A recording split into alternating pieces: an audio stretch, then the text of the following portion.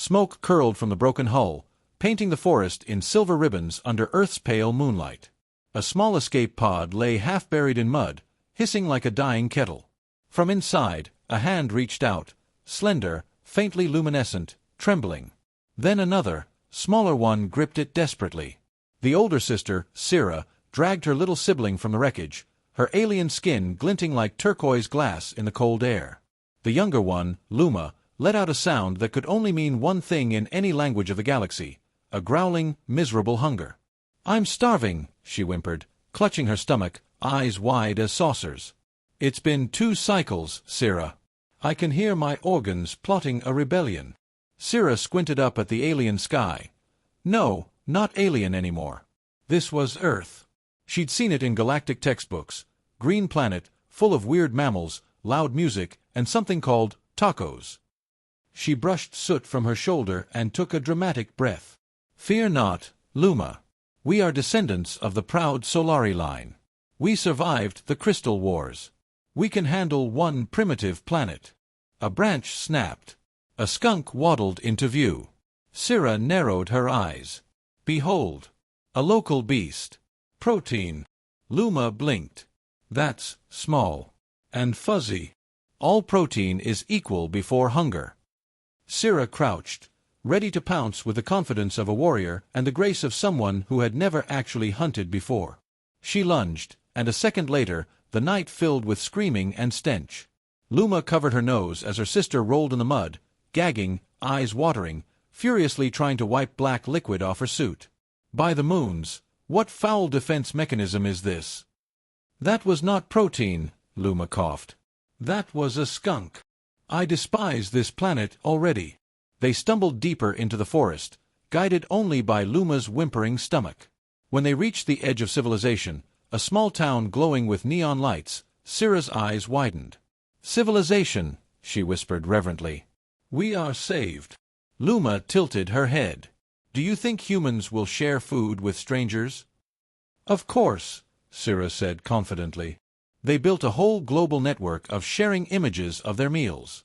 They worship food." She pointed dramatically toward a glowing billboard showing a smiling human woman beside the words, "Premium companionship, we pay for your time." Sira gasped. "They pay for companionship?" Luma frowned. "That can't be right."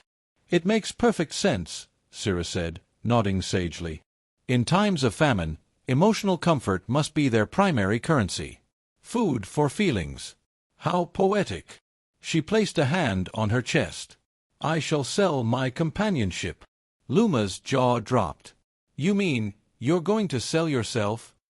Sira lifted her chin, radiating noble martyrdom. "For the sake of your nourishment, little one, I will trade my warmth for sustenance." "That human woman doesn't look like she's offering hugs, Sira. She's posing weird." "It's a ritual posture of comfort," Sira declared with certainty. "Observe her open arms. The message is clear. Come, weary traveler, let me heal you for a price." Luma gave up arguing. Her stomach made another pitiful noise. "Fine. But if you get arrested, I'm pretending I don't know you." They scavenged 2 hotel bathrobes from a laundry cart behind a motel, disguising themselves like 2 unconvincing ghosts. Luma stayed hidden behind a dumpster while Sira adjusted her robe dramatically, preparing to perform her duty. She rehearsed her line in a whisper, "Greetings, human male. Would you like to purchase my hug?" She tried it again with more emotion. "Would you require emotional support for a fair exchange of nutrition?" Then she sighed. "No, that sounds like blackmail." Luma peeked out nervously. "I still think you're misunderstanding something." Sira smiled. "Luma, you underestimate my ability to adapt. Watch and learn." She strode toward the diner's back entrance where a human sat smoking, his face tired, his uniform stained with ketchup. Sira stopped a few meters away, straightened her shoulders, and approached with solemn dignity. "Human male," she said, her accent sharp, her tone formal. "Would you care to purchase my hugs?" The man blinked. "What?" "Hugs," she repeated earnestly, stepping closer. "I offer warmth, empathy, and mild emotional contact. Payment to be made in edible goods." He stared for a long moment, then let out a confused laugh. "Lady, whatever prank this is, it's working. You want a burger or something?" Syrah's eyes lit up. "You accept the trade?" He sighed, reaching into a bag and pulling out a wrapped cheeseburger. "Here. You look like you could use it." Syrah gasped, clutching the warm package like it was sacred treasure. "You honor me, benevolent human." Before he could react, she patted his face twice in what she thought was a comforting gesture. "You are seen. You are appreciated. May your emotional burdens lighten." Then she turned and sprinted back into the alley, robe flapping, holding the burger aloft like a trophy. "Luma! Luma, success! The human has accepted our barter." Luma's eyes widened as she unwrapped it and inhaled the smell. "It smells heavenly." "One hug, one meal," Syrah said proudly, puffing her chest. "An honest exchange." Luma took a bite, then paused. "You realize that's probably not how their economy works, right?" Syrah waved dismissively. "Nonsense. We have discovered an elegant system. Emotional commerce. I shall perfect it." While they sat under a flickering streetlight, eating their prize, Luma fiddled with a human device she'd found, flat, glowing, with a glass screen. She tapped buttons randomly, accidentally opening the camera app. "We should record your trade," she said between bites. "Show other travelers that humans are generous." "An excellent idea," Syrah said, striking a pose beside the empty burger wrapper. "Title it, Human Male Pays for Hug, Humanity Redeemed." Luma hit upload, smiling. "Done." Syrah wiped her hands dramatically, looking at the moon. "Tomorrow, little one, I shall expand operations. There are billions of humans. If each gives one meal, hunger shall vanish from the stars." Luma nodded sleepily, crumbs on her face. "I just want another burger." The night deepened. Somewhere, in the endless flow of human data, a single video began to spread. An alien girl in a bathrobe hugging a confused man and shouting, "Payment accepted." The internet, in all its chaotic glory, was about to notice. But for now, in that quiet alley, two starving aliens sat under a buzzing streetlight, sharing half of a cheeseburger and believing they had just cracked the code of humanity. Syrah looked at her sister, who was already dozing off against the dumpster, and whispered to herself, "Humans are strange, but kind. Perhaps this planet isn't so terrible after all." She leaned back, her stomach full for the first time in days, unaware that she had just accidentally started the biggest interstellar misunderstanding in modern history. The following morning began with the sound of something buzzing, hundreds of alerts, notifications, pings. Syrah blinked awake, confused by the barrage of sound coming from the glowing human device on the nightstand. Luma was already awake, sitting cross-legged on the bed, surrounded by snack wrappers and tapping on the screen like a professional hacker. "Syrah, you won't believe this," she said, eyes wide. "We're famous. Not just Earth famous. Universal famous. You're trending on 17 human platforms, 3 conspiracy forums, and one site I can't even translate, but it's mostly people drawing pictures of you in weird outfits." Syrah rubbed her temples, her brain still loading like an old data chip. "Humans are fast. Fast and strange," Luma agreed, scrolling. "They've started calling you the Galactic Comfort Goddess. Look, someone edited a video of you patting that man's head to dramatic music and slow-motion sparkles." Syrah blinked at the screen. "They dramatize kindness? How poetic." She rose from the bed and stretched, the morning light catching the faint shimmer of her skin. In the reflection of the mirror, she barely recognized herself anymore. The bathrobe now looked regal, her eyes glowed from sleepless excitement, and her face carried the confident calm of someone who had discovered their purpose, feeding humanity's souls one hug at a time. "Very well," she said, dramatically sweeping her hand toward the window. "If they need comfort, we shall give it freely." Luma tilted her head. "Freely? Sis, you already have sponsorship offers. There's a company called Snackmate wanting you to endorse their chips. And something called Space Dubs is offering lifetime snacks if you say you eat them on camera." Syrah turned slowly. "They will give us food for merely saying their name?" "Yup. Then humanity truly has built an economy on emotional exchange." Luma giggled. "Something like that." Tom entered the room balancing a tray of coffees and breakfast sandwiches. He looked exhausted but amused. You two are everywhere. There's fan art, podcasts, interviews waiting. Even the mayor tweeted about you. Cira frowned. Tweeted? Is that an official message? It's more like shouting politely on the internet, he said, handing her a cup. But yeah, you're kind of a big deal. She accepted the drink carefully, sniffing it suspiciously. And this is fuel? Coffee, he said. It helps humans stay awake. Cira took a sip and immediately jolted upright. By the moons. It burns and soothes simultaneously. Luma smirked. Welcome to addiction. The day became a blur. Cameras followed them everywhere. Reporters asked absurd questions. How hugs worked on her planet, if she was single, whether she planned to start an intergalactic hugging academy. She answered with noble sincerity each time, we merely share warmth. It is the universal cure for despair. The humans melted. Every word she said turned into a quote, a meme, or a trending hashtag.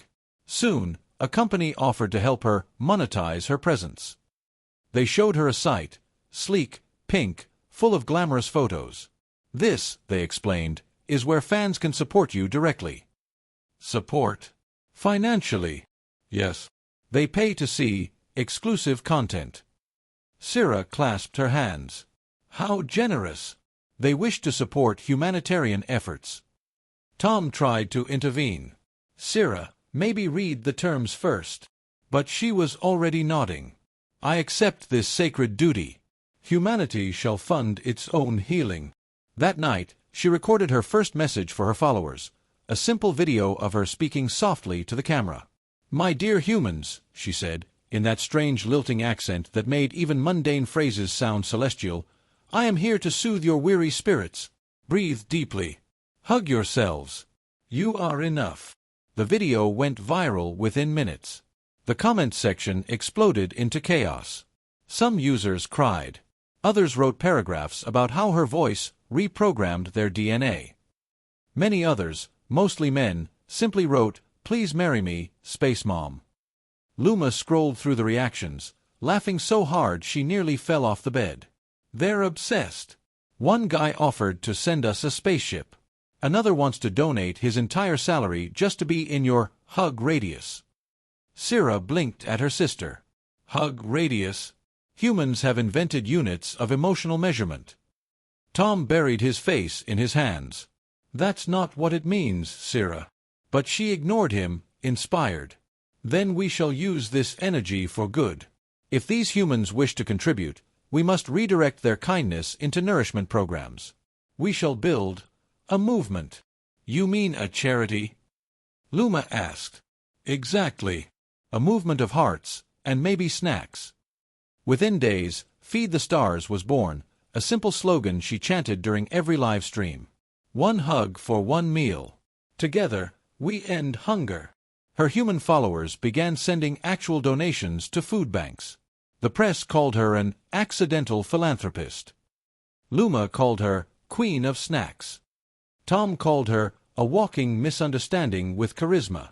But fame, as always, carried strange echoes.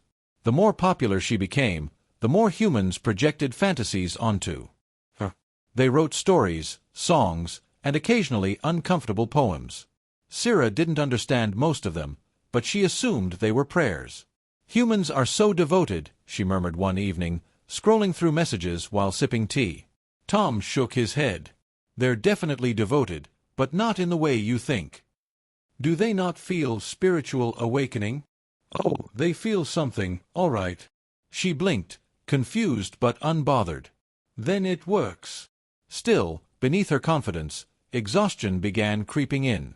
Every appearance required energy. Every live broadcast demanded warmth.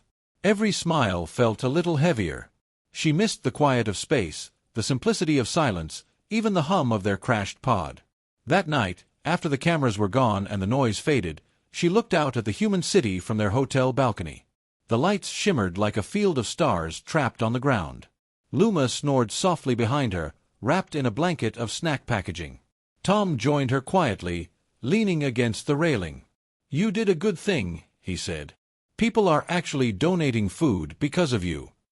Sira smiled faintly. They were kind from the start. I only reminded them. You sure you're okay? You look tired. She glanced at him. On my world, when someone offers you concern, it is polite to return it. So, Human Tom, are you okay? He laughed. Not really. The internet scares me. Understandable, she said softly. It frightens me too. They stood in silence for a while, the city's noise a gentle hum beneath them. Sira tilted her head thoughtfully. You know, when I first met you, I thought you were giving me food in exchange for affection. But now I think you were giving affection disguised as food. He looked at her with a half-smile. Yeah, that's humanity for you. We're not great at saying what we mean, but we try. She nodded slowly. Then perhaps we are not so different. Behind them, Luma stirred and mumbled in her sleep, Bring more fries. Tom chuckled. Your sister's fitting in just fine. Sira looked at the lights again, her heart strangely heavy. For all the laughter and chaos, she sensed the world watching her not just as an alien, but as a mirror, reflecting their own hunger for comfort. Maybe she wasn't just feeding their bellies. Maybe she was feeding something deeper. Then, of course, her phone buzzed with another sponsorship offer. This time from a pillow company asking her to pose for a hug advertisement. She sighed. And so the mission continues, she muttered, half amused, half resigned. Welcome to fame, Tom said. Fame, she repeated softly. It feels like orbiting too close to a star. Warm, but dangerous. He nodded. That's about right. She smiled. Then I shall shine carefully. Down below, the city continued to buzz with life, unaware that the alien goddess they adored was just a tired sister who wanted her family to eat. Somewhere, a billboard flickered to life, showing her face beside the words, Hug the Universe. And she couldn't help but laugh at the irony. I only wanted a burger, she whispered. Now I'm hugging the cosmos. The morning light spilled into the hotel suite, casting golden stripes across the room littered with snack wrappers, empty mugs, and a half-open laptop still streaming notifications. Sira blinked awake, her mind foggy from another night of endless messages, video requests, and whispered affirmations to millions of strangers across Earth's networks. Luma was curled up at the end of the bed, hugging a stuffed bag of chips like it was sacred. Tom sat on the couch, laptop on his knees, expression somewhere between panic and amusement. You went interplanetary, he said without looking up. A research station on Mars just invited you for a live broadcast. NASA thinks you're part of a cultural exchange program now. Sira groaned and pulled a blanket over her head. Do they ever stop needing things? Tom sighed. Not really.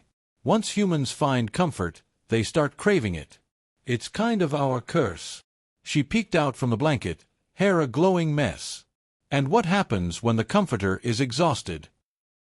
He looked up at her then, his eyes soft. Then the comforter has to take a break. Luma yawned dramatically, sitting up and stretching like a cat. No breaks. Not when we're rich and fed and famous. Look, sis, we got a delivery from that sandwich place you love. She pointed at the door, where a stack of bags waited. They said it's on the house forever. Sira frowned. Humans keep giving us things. How does this economy function? Tom muttered, barely. Still, she couldn't deny the appeal of the aroma. She sat up, nibbling at the edge of a sandwich, her mind churning with a strange mix of pride and unease. What started as hunger had become something else, something bigger, stranger, and entirely human. A knock came at the door. Tom opened it, and a human woman in an immaculate suit entered, flanked by two assistants with tablets. Miss Sira, she said, extending a perfectly manicured hand. I represent the World Humanitarian Alliance. We'd like to offer you an ambassador position. You'll speak for unity, peace, and empathy across the planet. Sira blinked. You wish for me to hug entire nations? In a sense, the woman smiled tightly. Symbolically. Luma popped a snack into her mouth. Symbolic hugs? That sounds like less work and more snacks. The woman ignored her and continued, You'll appear at global summits, meet leaders, maybe even address the United Nations. Humanity needs a face of hope right now, and yours is marketable. Syrah tilted her head. Marketable. Tom muttered under his breath, "That's human for, we can sell this." Still, Syrah's chest swelled with conflicted pride. "If I can help your species remember kindness, then I accept." The woman nodded briskly. "Excellent. We'll arrange transport and wardrobe immediately." She and her assistants left as efficiently as they'd arrived, leaving behind a trail of synthetic perfume and tension. As the door shut, Luma flopped back on the bed. "You're basically Queen of Earth now. Do we get a spaceship?" Syrah smiled faintly. "Not yet. First, I must learn to rule without ruling." Tom looked up. "That's very poetic, but please don't say that at the UN. They'll think you're starting a religion." She laughed softly. "Too late. Some already pray to the goddess of gentle touches." He groaned. "Oh no."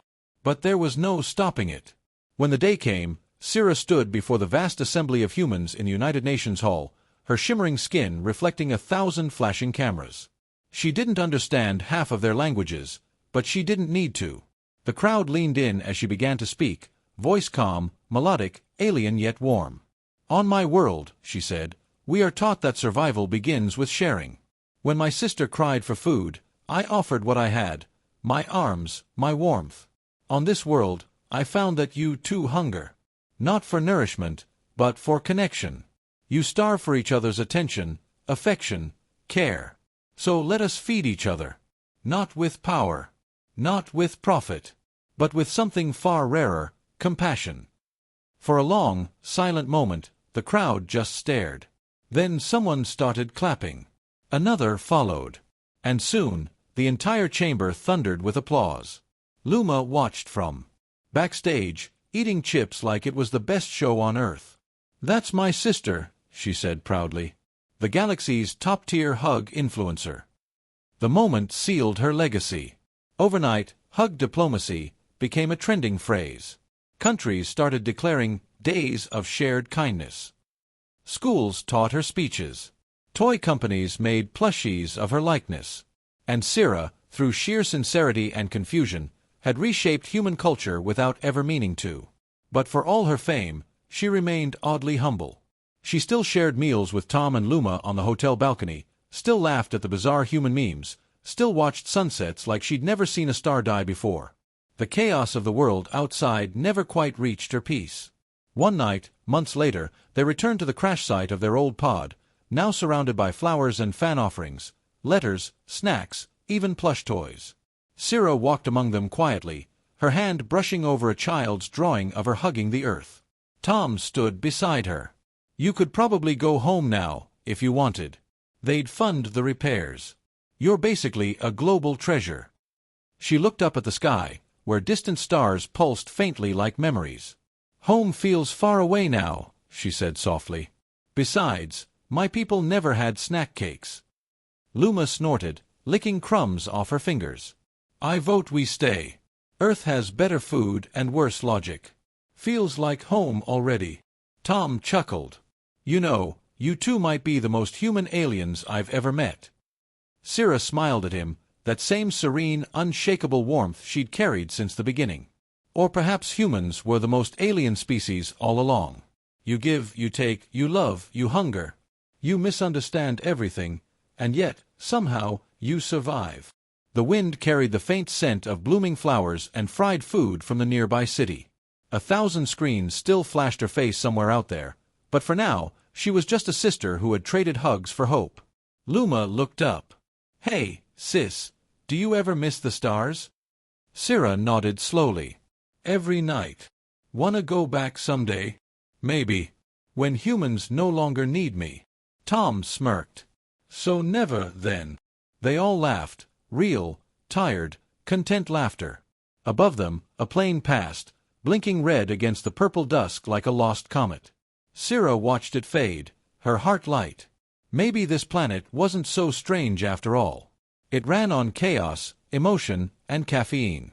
But it also ran on love, disguised as everything else. Later that night, Luma filmed a small video for their followers, Sira sitting beside a campfire, a warm smile glowing in the flickering light. "My dear humans," she said softly, "our journey began with hunger. But you fed us with laughter, kindness, and strange snacks. You taught us that love wears many disguises. And so, I offer one last hug, until we meet among the stars." The video went viral, naturally.